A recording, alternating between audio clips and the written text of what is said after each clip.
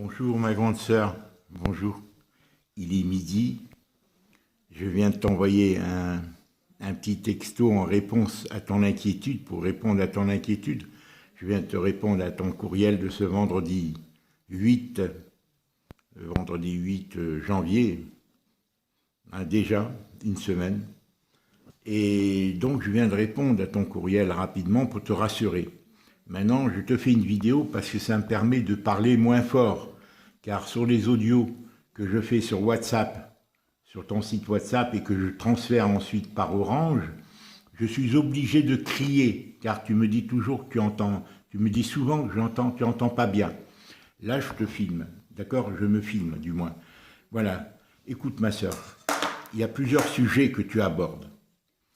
Les deux principaux, c'est l'appartement, la vente de l'appartement, suite aux différentes estimations, la concession, le problème d'André, de la sépulture d'André qui est prévue pour le 21, et voir en consultant, comme tu m'avais demandé, si c'était légal, si c'était normal, connaître les lois qui permettaient à une mairie d'interdire à une personne qui était dans la situation d'André ou dans la tienne d'acquérir une concession, situation d'André depuis 40 ans qui vit là, et qui n'a pas le droit parce qu'elle ne l'a pas acheté de son vivant, qui n'aurait pas le droit, d'après eux, hein, et encore faut-il vérifier si c'est justifié, d'accord, d'acheter une concession post-mortem, c'est-à-dire une fois décédée, il fallait qu'elle achète de son vivant.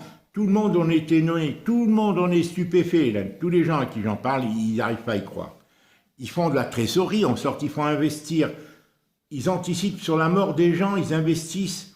Ils prennent de l'argent, c'est pas possible ça, c'est inconcevable, c'est immoral, c'est inhumain, c'est pas possible. Et en plus refuser de te vendre à toi, ou peut-être à Charles, parce que lui aussi est propriétaire, vendre à quelqu'un qui est propriétaire, une concession alors que vous payez vos taxes foncières depuis 40 ans, Hélène, sous prétexte que vous n'avez pas une quittance CDF et tout, ce n'est pas pensable, personne ne peut le croire. Que tu payes. Après tout, ce n'est qu'acheter un bout de terrain pour avoir le droit d'y mourir, d'y être enterré. Donc, Hélène, comment ça s'est passé? Quand je suis arrivé, au bout de quelques jours, je suis allé à la mairie. Après avoir réglé le problème avec les pompes funèbres de Gramont, sur la date et tout, j'ai été passé 4 heures, 5 heures là-bas, parce qu'il y en a des enterrements. Hein. Les gens sont planifiés sur tous les jours, si tu veux. En principe, Hélène, on a 6 jours ouvrables pour enterrer quelqu'un, c'est très important. Donc une concession, Hélène, ça doit être vite trouvé, ça doit être vite décidé. C'est pas un immeuble que tu achètes, c'est pas une transaction, c'est payé, voilà, pour tant de telle grandeur, telle disponibilité et tout.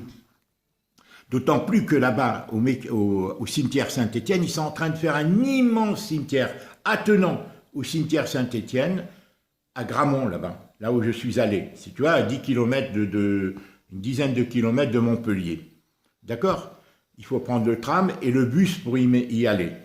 Bon, alors, j'ai dû décider, mais Hélène, quand on a appris le décès d'André, ils n'étaient pas pressés, Gramont, c'est moi tout le temps qui les consulté. C'est pour ça que je suis venu, Hélène, pour tout fixer, parce que le type, c'est vrai qu'il est très affairé, c'est vrai qu'il a beaucoup de travail, mais puisque c'est dans les 6 jours qu'il faut inhumer, eux, dès qu'ils ont récupéré, ils ont constaté le décès d'André le 27, elle m'a téléphoné le 27, eh bien, eux, il fallait qu'ils me contactent, la policière ne m'a pas contacté, les pompes funèbres ne m'ont pas contacté, seul le médecin pour m'aviser, le médecin traitant, le 27 au soir à 19 h. Mais après, moi, j'ai essayé de contacter tout le monde, j'avais du mal, et c'est eux qui devaient me dire c'est dans la semaine. J'ai fini par m'entendre, ils m'ont envoyé le devis. Dès qu'ils ont constaté qu'André avait des sous, ils ne voulaient plus s'en mêler parce que ça devrait être gratuit dans le carré de la commune. André a des sous, mais sinon, nous, on n'était pas tenus, moralement, oui, de nous occuper des funérailles d'André, mais eux, c'était gratuit. La mairie devait enterrer gratuitement et, bien sûr, au bout de 5 ans, mettre le corps d'une personne qui est enterrée gratuitement dans la fosse commune. C'est horrible, hein. Comment on peut concevoir des choses comme ça, tu vois, spéculer sur la mort des gens, les enterrer n'importe comment sous prétexte qu'ils sont indigents. Voilà. Donc, nous, on intervient maintenant. Je suis là, je suis allé, j'ai réglé la date. Maintenant, on veut trouver la concession. Toi, tu me dis, c'est pas légal, sur quelle réglementation, sur quelle loi ils sont fondés. Alors pour cela, je suis allé à la mairie, dans un premier temps. Et la mairie, Hélène, ils m'ont donné un papier que je t'ai envoyé, je crois, ou je vais t'envoyer, où il faut s'adresser au bureau justice et droit pour ces problèmes juridiques, pour régler le problème juridique. Alors, j'ai été là-bas et il y avait écrit, entre les deux réunions, il y avait écrit réouverture le 4. Moi, depuis le 4 janvier, réouverture, tout est fermé, même les agences, beaucoup étaient fermées entre les deux réveillons, et même un peu avant. Hein. Donc, moi, j'y suis allé. Non, j'ai téléphoné le 4. Depuis le 4, lundi 4, je téléphone sans cesse. J'ai dit, je ne vais pas me déranger pour rien, je vais prendre rendez-vous. Pensant que là-bas, il y a des huissiers, des notaires, c'est ce qui est écrit sur le papier. Huissiers, notaires, avocats, médiateurs, pour régler les problèmes juridiques qui sont posés pour les citoyens avec la commune, tu vois. Donc, moi, j'ai dit, je vais prendre rendez-vous pour qu'on me renseigne. Comme toi, tu me l'as dit dans tes sites, tu m'as dit, règle ce problème pour voir si c'est légal. Donc, ils ne répondent pas. Hier, j'ai décidé d'y aller. J'y vais. Et là, il n'y avait pas écrit ouverture le 4. Ils ont dit, en raison du Covid, on ne reçoit plus, on répond qu'au téléphone. Mais moi, depuis lundi, j'essaie de les joindre au téléphone. Et alors, devant le bureau, je téléphone. Il y a de la lumière, ils sont dedans. Il y avait 2-3 personnes à l'intérieur du bureau. Et ils ne répondent pas au téléphone. Je téléphone. Et le type, je tape sur la vitre. Il me dit, il est occupé. Je lui dis, mais depuis lundi, monsieur, je téléphone. Je lui dis, depuis lundi, j'essaie de vous joindre au téléphone, vous ne répondez pas. Et avant les vacances, il y avait marqué que le 4, vous ouvriez. Et maintenant, parce qu'il y a le Covid, alors il m'écoutait derrière la vitre, il a été voir son collègue, il m'a dit, téléphonez-lui, il va vous répondre. Et là, son collègue, je lui explique. Et au téléphone, il répond, et il me dit, bon, je vais vous donner un papier, en l'occurrence, où ils sont les 2 papiers? Je vais te les envoyer, Hélène. Il me donne 2 papiers, il me dit, téléphonez, ils vont vous répondre. Ah, ils vont s'en occuper, vu l'urgence. Je leur ai expliqué comment André était, ce qu'elle risquait d'être dans le carré, et que nous, on voulait une concession dès maintenant. Je leur ai tout expliqué. Il m'a dit, bon, il faut téléphoner. Tout le monde se défausse sur d'autres. Alors là, depuis ce matin, j'essaie de joindre les téléphones, les numéros qu'il m'a donnés, ce type-là, au bureau justice et droit. Ils répondent pas, Hélène. Ils décrochent, au bout d'un moment, ils raccrochent. Ils répondent pas. Depuis ce matin, j'essaye, de vendredi matin. Donc, que faire? Alors voilà ce que je vais faire, Hélène. Et j'en suis, je ne sais pas, déjà à 7 minutes. Je vais aller voir M. Colavisa cet après-midi ou demain matin. M. Colavisa qui t'a écrit, qui est chargé de l'administration des cimetières de Montpellier, les 4 cimetières de Montpellier. Et je lui avais téléphoné. C'est lui qui m'avait dit, dites à votre sœur de m'envoyer la taxe foncière et éventuellement une quittance EDF ou autre. On son nom. Et voilà, bon, il fera le nécessaire. Alors, toi, tu n'es pas à même, ni toi ni Charles, vous n'avez pas là, bon. Bien que Charles, on a découvert le tri de la régie des eaux. Et voilà, c'est ça que je vais te parler. Donc, et toi, tu as fait la lettre, et Émile t'a dit d'écrire à la mairie. Bon, est-ce que il fallait écrire à la mairie ou pas? Parce qu'Émile me dit, mais non, il ne fallait pas prévenir. Parce que lui, il a les 3 points, tu sais ce que je veux dire, hein, les réseaux, hein, soi-disant, bon. Et donc, je vais aller voir M. Colavisa et lui proposer la quittance de Charles, même si on ne le fait pas, n'en parle pas à Charles, c'est pas la peine dans l'immédiat, pour lui dire, voilà, mon frère est propriétaire, lui, depuis 40 ans, et il paye les eaux, même si l'adresse est ici, parce que la rue de Ratte, il recevait la quittance de la régie, tu peux la consulter, il y a marqué 26 rue, il la recevait chez André, et là-bas, mais c'est lui qui avait le compteur en son nom, à la rue de Ratte. Ça correspondait à l'appartement de la rue de Ratte, 17 rue de Ratte, là où il habite. Là où il a ses locations. Où il a peut-être encore, il a gardé le dernier étage en haut pour lui, peut-être, à moins qu'il le loue. Et je vais lui dire, est-ce que ça vous convient? S'il vous procure la taxe foncière, mon frère, est-ce que ce document vous convient? S'il me dit oui, après, là, tu poseras la question à Charles. Tu diras, Charles, est-ce que tu es d'accord? Puisqu'il accepte. Si lui, il me dit oui, parce que vu l'urgence, avant le 21, mais là, peut-être j'obtiendrai de M. Paillon de retarder d'1 semaine. s'il faut une semaine pour obtenir une concession de plus pour M. Colavisa. Mais ça doit se faire vite, puisque c'est 6 jours ouvrables, Hélène. C'est 6 jours ouvrables dans lesquels on décide du décès. Quelqu'un doit être inhumé. C'est dans les 6 jours ouvrables. Quand quelqu'un est décédé, c'est dans les 6 jours ouvrables. Donc, voilà ce que je vais faire. Tu n'en parles pas à Charles dans l'immédiat. Moi, je vais aller me présenter, puisque j'arrive pas à les joindre. Aucun service ne peut me renseigner. Je vais me présenter, je vais demander à M. Colavisa, administrateur, sur quelle loi est basée, et je vais dire, puisque vous avez demandé ce document à ma sœur, voici celui de mon frère, lui, il paye la taxe foncière et tout ça, est-ce que vous acceptez de saisir une concession? Ben non, après, s'il me dit oui, Hélène, s'il me dit non, il faut qu'il me dise pourquoi, au nom de quelle loi, qu'il empêche quelqu'un qui a vécu 40 ans, parce que bon, enfin, je te raconte le cas d'André, ou des gens comme vous qui êtes propriétaires d'acheter une concession pour y mettre notre sœur. D'accord? S'il me dit oui, j'accepte, on fait, et là je demande à Charles, je vais lui dire, j'ai pas prévenu mon frère, il faut que je prévienne mon frère. D'accord? Je vais lui dire, on fait rien avant l'accord de Charles. Si Charles est d'accord, s'il n'est pas d'accord, c'est lui-même, il a ses raisons, j'en sais rien, Hélène. Bon. Moi, je sais qu'au contraire, moi, si André était venu, bon, mais moi, sinon, ben, on verra, mais ça sera dans les 5 ans, si elle est obligée de passer par le carré de la commune.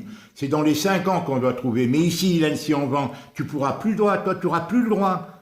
En principe, tu n'auras plus le droit, d'après la réglementation, d'acheter une concession. Si tu vends ici, d'ici 1 mois ou 2 maximum, bon. Donc, tu n'auras plus le droit. Donc, il faut que ça se fasse maintenant, avant que ça soit vendu. S'il a accepté, puisque tu payes la taxe foncière, y compris celle de cette année, du mois de janvier, dès le moment où tu es propriétaire au mois de janvier, c'est toi à qui il revient, non pas à l'acheteur. Je me suis renseigné là-dessus. La taxe foncière de l'année 2021, ça sera à toi à la payer. Le seul fait que tu es propriétaire, voilà, au mois de janvier. D'accord? C'est après la loi. Donc, si Charles, après, c'est lui qui verra s'il peut ou pas, s'il veut ou pas. Tu vois, Hélène? Voilà. Donc, moi, j'y vais cet après-midi, puisque j'arrive pas à voir les bureaux, j'arrive pas à voir les renseignements, et que, voilà, ok, donc je vais essayer, et par M. Colavisa, administrateur des cimetières, chargé par la mairie de l'administration des cimetières de Montpellier. Donc, si j'obtiens ces renseignements positifs, après ça sera Charles qui décidera, d'accord, mais n'en parle pas tant que j'ai pas le renseignement.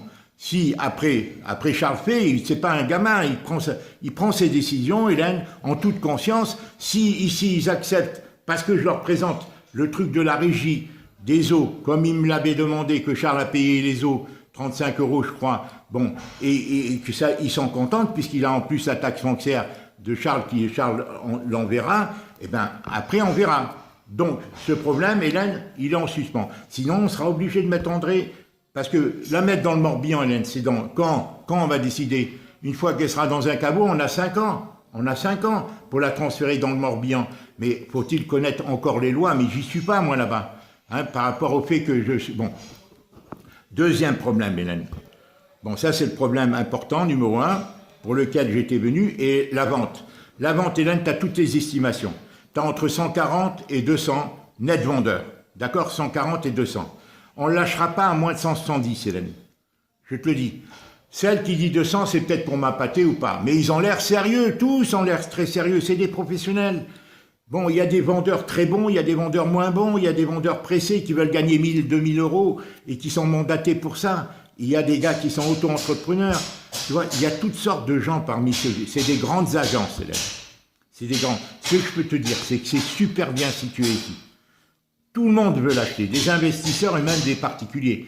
Des commerçants de la rue ou autres voudront l'avoir. Après, le problème, c'est l'argent. Ils achètent l'endroit. Tu entends le bruit là des échafaudages, ils installent l'échafaudage pour avaler l'immeuble. Ça tombe mal, regarde.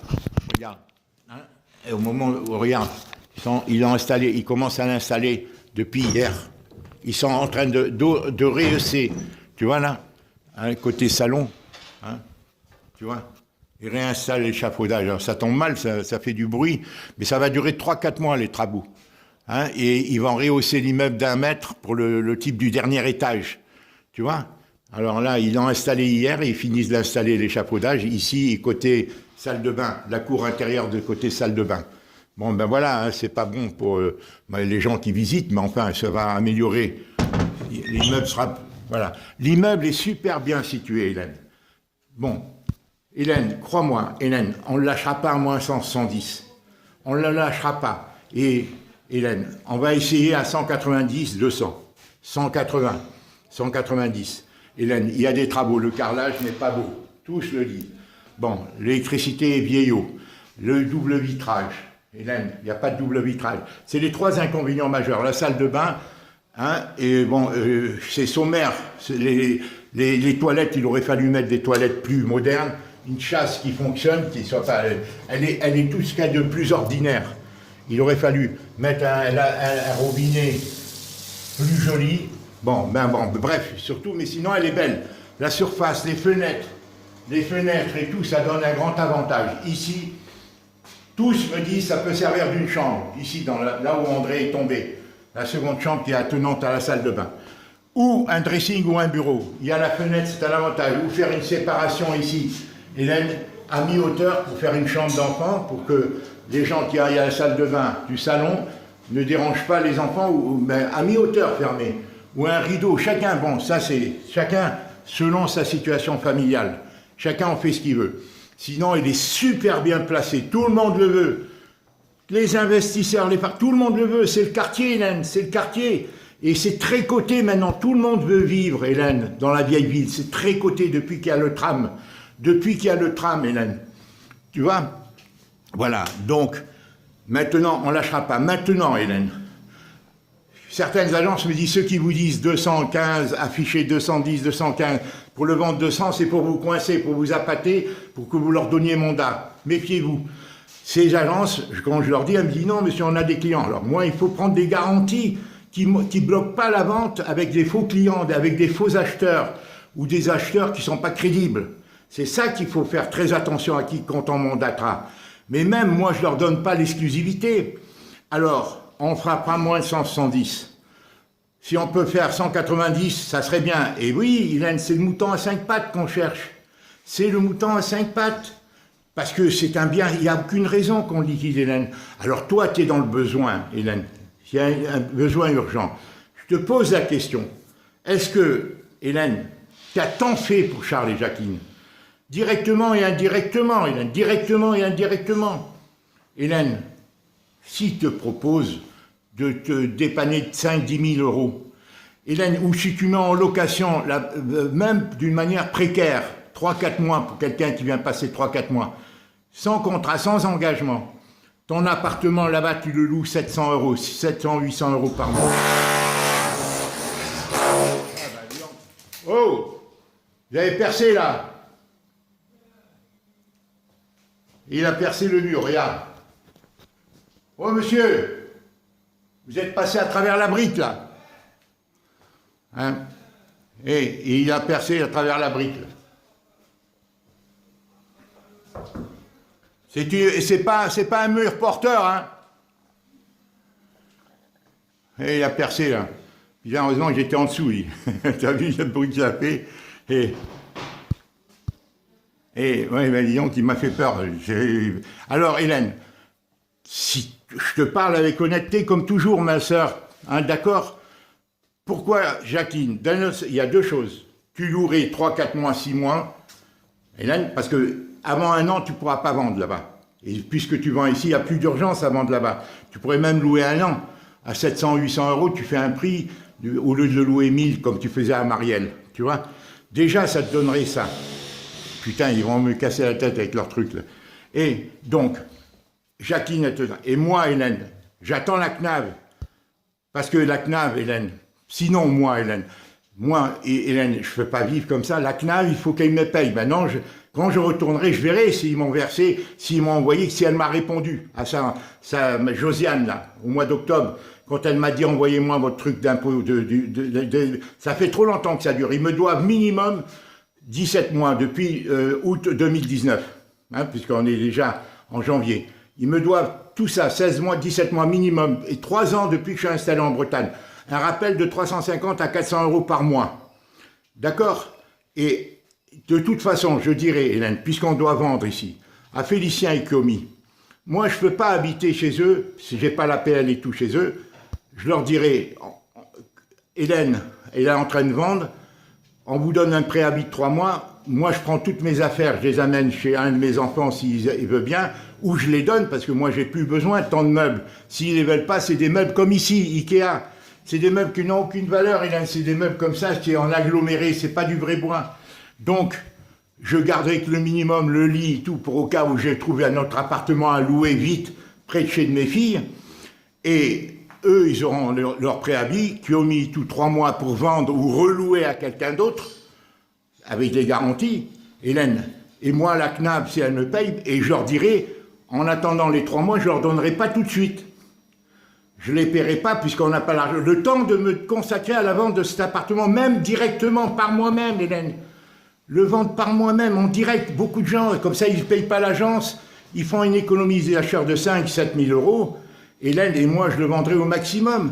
Quitte à voir si je peux mettre le double vitrage par Dominique qui sait tout faire, en prenant les dimensions ici, on vient coller un double vitrage ici, sur toute la hauteur. Hélène, on n'a pas le droit de le mettre à l'extérieur, c'est un site préservé.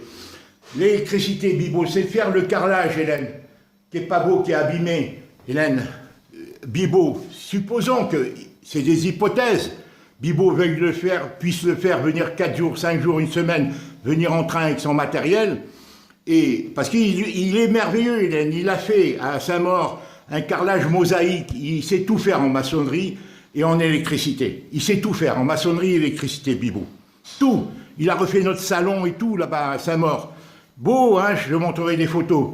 Donc, supposons qu'on le paye, ben, qu'il nous fait un prix, ça soit intéressant, pour qu'on revende l'appartement plus cher. Supposons que les agences déconnent, que bon, hein, voilà, il n'y a pas de raison de le brader, Hélène. Il n'y a pas de raison de le brader. Alors, nous, on ne descend pas moins de 100, 110. Si ça se règle dans les 15 jours, un mois, d'ici un mois maximum, que les agences à 200 me proposent directement des gars maintenant, elles me disent, on a les investisseurs. Parce que les investisseurs, ils voient vite, Hélène. C'est pour ça que les investisseurs ne veulent pas qu'on fasse des travaux. Les investisseurs, ils investissent pour louer. C'est des gens qui ont du fric. Ils ont des rentes, ça leur fait, ils investissent, ils achètent. Ils ont des crédits vite obtenus par les banques. Puisque c'est des gens ils vivent de ça. C'est des bâtisseurs qui, voilà. Donc, et nous, d'ici un mois, si, voilà. Alors moi, la semaine prochaine, maximum, je dessine avec toi des 3-4 agences à qui on mandate, avec des garanties qu'elles trouveront un bon acquéreur qui n'a pas le droit de se rétracter et tout, on verra. Moi, d'ici là, je vais voir avec Kiomi et par moi-même, lire et voir ce qu'elle me donne comme garantie pour pas qu'elle bloque la vente. Une agence te fait croire qu'elle bloque la vente et ça neutralise tout le monde pendant 3 mois. Et nous, on veut éviter, si on a tout de suite le fric, on vend, on signe. Et dans le mois qui suit, le notaire obtient tout. Hein. Il faut un mois, je crois, au niveau du notaire. Une fois que tout est signé, le crédit obtenu. Hein, Hélène? Voilà. Mais en attendant, Hélène, Jacqueline, elle pourrait, s'il te plaît, tu me dis, une fois que Jacqueline t'avait proposé, Hélène, il faut leur prendre, Hélène, ils te doivent te donner, mais si c'est sous forme de prêt, c'est déjà bien, Hélène. Parce qu'il n'y a aucune raison qu'on brate à 10 000, 20 000 euros de plus, Hélène. Moi, au niveau de la CNAV, au niveau de Félicien et Kiomi, je leur dirais d'attendre 3 mois pour leur payer. J'agirai sur la CNAV. Je vends ici directement si je vois que les agences font pas bien leur boulot, qu'elles font des malices. Eh bien, je vends par moi-même. Je fais toute la rue commerçante. Je propose à tous les gens de la rue. Hélène, il y a des commerçants qui aimeraient, Hélène, il faut voir comment c'est recherché. Et avoir leur boutique et tout. Je fais tout le quartier, je donne des prospectus, je fais je m'inspire des estimations que m'ont faites les agences, je prends des photos, je vais les remettre, je vais faire des photocopies, je les donne, et je le vends moi-même 180, 190. Je vais là-bas, parce que ma fille Clarisse, et je t'en parlerai après, bon, je retourne et je reviens avec mon camion, Hélène, et je me charge de la vente moi-même, direct, et même si l'agence, je la charge, ça ne me dispensera pas légalement de faire les mêmes prix qu'eux et de faire ma propre recherche. Est-ce que tu comprends? Pour les presser, voilà ce que je voulais te dire. Je ne sais pas si tu m'as compris, Hélène. De ton côté, louer l'appartement, parce que maintenant qu'on vend celui-là, là-bas, il n'y a pas d'urgence, d'accord, à Nouméa, demander à Jacqueline et à Charles de t'aider, bon, de t'avancer 5 000, hein, par exemple, s'il y a une urgence, Le temps que nous, on vende ici, il faut 1 mois, 2 mois. Si je trouve tout de suite l'acheteur crédible, 1 mois de notaire. Hein, d'accord, ça se décide. Voilà. Et moi, de mon côté, la CNAV, faire pression pour obtenir le rappel, hein, qui me doivent au moins 3 4 000, 5 000, et quitter l'appartement, voilà, ne pas payer les loyers, leur dire, je vous donne un préavis, mais je vous le paierai quand l'appartement d'Hélène sera vendu, voilà, et les 3 mois de loyer, 500, voilà, et eux mettent en vente ou louent. Et entre-temps, chercher où aller habiter, dans mon camion, ou chez l'un de mes enfants. Clarisse aura besoin de moi, bon, certainement à la naissance, ou je dors dans mon camion, hein, en attendant, j'en sais rien, voilà. Voilà ce que je voulais te dire, Hélène, il faut qu'on coordonne ça. Hélène, tu as tout à fait raison. 140, c'est pas assez. 170, par rapport à ce qu'il nous dit, ça serait la moyenne. Mais on peut essayer 180, 190, ça se vend, Hélène, j'ai des tas d'exemples. Mais c'est une histoire de temps, voilà, et de sérieux. Parce que les agents ont tous des combines, Hélène.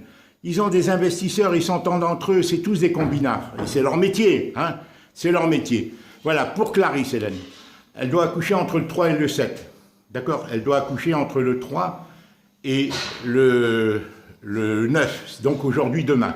Je prends des nouvelles, hier elle m'a envoyé une dernière photo d'elle, elle allait passer une visite, alors peut-être qu'elle est rentrée à l'hôpital aujourd'hui, puisqu'elle devrait accoucher, elle m'avait dit entre le 3 et le 9. Elle est très gentille, je suis très proche d'elle, Hélène, voilà. Je suis très proche d'elle, je lui ai parlé de toi, je lui ai dit que tu demandais tout le temps des nouvelles de sa part. Je lui ai dit, voilà, de ses nouvelles pour voir où elle en était. Moi aussi, je suis un peu inquiet, je te cache pas, parce qu'elle est fatiguée. Bon, ben on verra, elle a Colette, elle a sa belle-mère, et elle a Adélie, bon, et elle a d'autres personnes autour d'elle. Bon, et on verra, moi, ici, la sépulture est prévue pour le 21. S'il y a des histoires au niveau de la concession, j'essaierai d'obtenir une semaine de gire de plus pour trouver la concession de M. Colavisa. Hein, s'il accepte avec Charles, et le papier que je vais amener, ce papier de Charles, hein, ce papier de Charles qui atteste qu'il a payé la régie des eaux. Bon, tu en parles pas à Charles, parce que je sais qu'il va penser que, alors que nous, on n'a pas le choix, Hélène. Moi, Hélène, demain, ils acceptent, on l'amène, mais ça va venir 2000, 2500, 3000 euros. Mais on n'a pas le temps, là, puisqu'ils ne vont pas la transférer tout de suite, le temps d'obtenir Auré. Donc, ils vont la mettre dans le carré de la commune, et après on l'amènera. Mais si on peut éviter, bon, on verra, hein, d'accord? Je crois que tu m'as compris, ma grande sœur. Je te parle, là, ça m'évite de crier. Hein. Déjà, je parle très fort. Bon, pour que tu m'entendes. Hein. Voilà, ma grande sœur. Voilà, je sais que c'est difficile. C'est très difficile. Moi, ce que je vis, Hélène, c'est très difficile au niveau psychologique pour André, parce que j'ai des états d'âme, si tu veux, de tristesse profonde. Parce que moi, dans ma tête, je vois André intègre tel que je l'ai connu. Elle me manque de communiquer avec elle, parler avec elle et tout. C'est dur à vivre, c'est un deuil qu'il faut faire, c'est pas facile, surtout de la manière dont elle a disparu, qu'elle vivait seule et tout. C'est dur à accepter.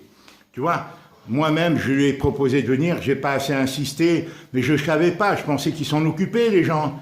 Et c'est là qu'on aura une enquête à faire, Hélène, auprès des médecins et tout savoir. Parce que pour moi, c'est une euthanasie. Hein. Il la suivait pour le concert, tout atteste qu'elle allait les voir depuis le mois d'octobre, là, sur l'almanach. Jusqu'au 10 octobre, 12 octobre, elle allait les voir. Hein. Non, 12 novembre, et plus rien à partir du 12. Donc, il la suivait pour le concert du sang. Qu'est-ce qu'ils lui ont fait? Ils savaient qu'elle allait décéder, ils savaient qu'elle allait tomber, elle était tombée déjà 2 fois. Donc, comment ils ont pu la laisser 15 jours, 3 semaines ici? Comment ils ont pu le découvrir au bout de 15 jours, 3 semaines qu'elle soit décédée? Si elle est morte d'un coup, on aurait dû aider le lendemain. Ils devaient le savoir, ils devaient nommer des gens, des commerçants, n'importe qui viennent sonner chez elle, s'assurer, même si elle n'ouvrait pas le téléphone, elle ne décrochait pas. C'est un comportement de malade, elle était sous médicaments, Hélène. Alors, bon, tu sais, André, elle avait des serrures partout, regarde, tout est plein de sécurité, elle avait peur. Elle vivait, tout est plein de serrures, regarde. Des serrures ici, des serrures, regarde. Dans la porte du salon, des serrures ici. Regarde, hein, serrures dans les chambres. Voilà, regarde, là, les serrures aussi. Tu vois, ici, dans la chambre, la petite chambre. Hein, elle avait, et même ici, tu vois, de ce côté, elle mettait un cadenas, regarde, elle mettait un cadenas ici, hein, dans le salon. Elle était serrure partout, elle vivait inquiète, Hélène, c'était comme ça, elle vieillissait comme ça, les médicaments agissaient sur elle. Depuis 50 ans, ils l'ont abruti, ils l'ont fait. Alors, est-ce qu'ils ont cherché à la soigner? Quand ils ont accepté qu'elle sorte, Hélène, quand ils ont accepté qu'elle sorte, quand ils ont accepté qu'elle sorte. En lui disant, on vous suivra, parce qu'André ne voulait pas aller dans une EHPAD. Hein, elle ne voulait pas aller. Ben, qu'on voit comment ils traitent les gens dans le Covid, et on comprend, hein, comment ils s'en foutent des gens. Hein. Bon, c'est vrai, Hélène, c'est qu'ainsi, Hélène. Hein.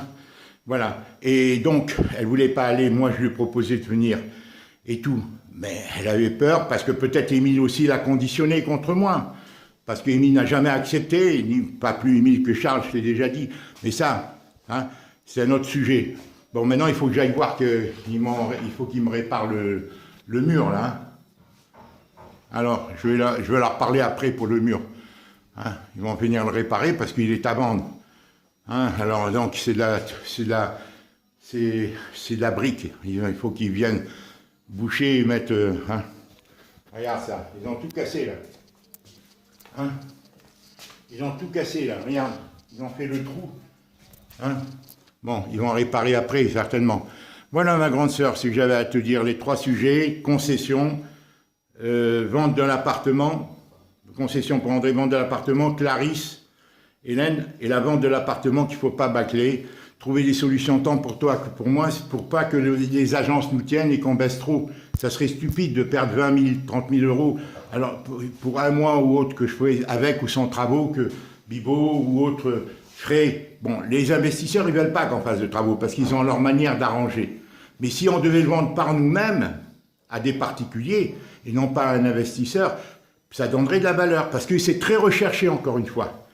Alors, il faudrait que de ton côté, tu t'en tires, tu sois plus pressé, sois plus dans l'urgence, en louant le truc de Marielle, si possible, provisoirement, pendant 6 mois, 1 an, une location précaire, que se faire aider par Charles Jacqueline, éventuellement, puisqu'ils ont des biens, eux. Leur bien, il a un niveau 600 000 ici, hein, leur bien immobilier. Voilà. Est-ce qu'à Saint-Jean-de-Védas, ils l'ont toujours, ou est-ce qu'ils l'ont pas, j'en sais rien. Hein, Hélène, peut-être qu'ils ont aussi le truc de Saint-Jean-de-Védas, tant mieux pour eux, moi. Je suis pas Émile, Hélène. Moi, Charles m'a fait du mal, mais je suis content pour lui. Je lui dis, chacun sa conscience. Il m'a trahi. Hélène, je tenais déjà à parler, c'est pas le propos, il ne faut pas tout mélanger. Charles a ses mérites, Émile a ses mérites, d'accord, mais moi, j'ai souffert, comme tu ne peux pas t'imaginer, de ces problèmes avec Charles, parce que j'avais une entière confiance. Et il a obtenu de moi des tas de choses par la malice que je n'avais pas prévues. Moi, j'étais dans la loyauté, et malgré le mal qu'il me faisait, j'allais le voir. J'allais lui donner encore, comme avec Émile, j'ai fait la même chose, Hélène. Je ne veux pas parler de ça. Voilà, je t'embrasse, Hélène, je t'embrasse. On va essayer, Hélène, de faire au mieux. On se coordonne, on prendra toutes les décisions par rapport aux agences immobilières ensemble. La semaine prochaine, mercredi, au plus tard, on désigne ensemble et je te donnerai, et je vais prendre toutes mes précautions avec Yomi et tout, pour qu'elle me conseille au mieux, et au niveau des agences, ne pas donner mandat n'importe comment. Ne pas avoir de faux acheteurs ou autre. Voilà. Et vendre voilà. Et si on est très très pressé, on ne descendra pas 170. Et sinon, je retourne en Bretagne et je reviens pour moi-même vendre en mettant des annonces, en distribuant des prospectus, en m'inspirant des estimations des agences. D'accord? Je t'embrasse, Hélène, on va être coupé maintenant, hein, parce qu'à 32 minutes 35, on est coupé. D'accord? Je crois.